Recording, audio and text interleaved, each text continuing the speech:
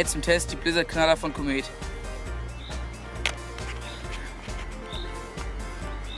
Machen wir einfach mal 3 Stück.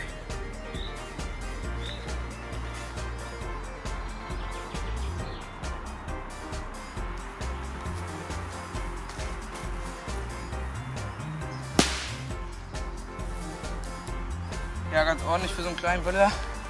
Machen wir dann einen zweiten.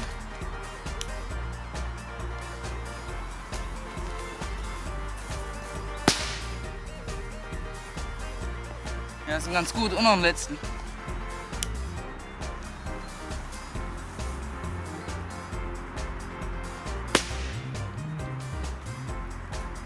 Ja, ganz ordentlich, ganz gute Teile von Komet. Ja, zu empfehlen für die Größe, für ein paar kleinere Treibkopfknaller. Haut rein und ciao.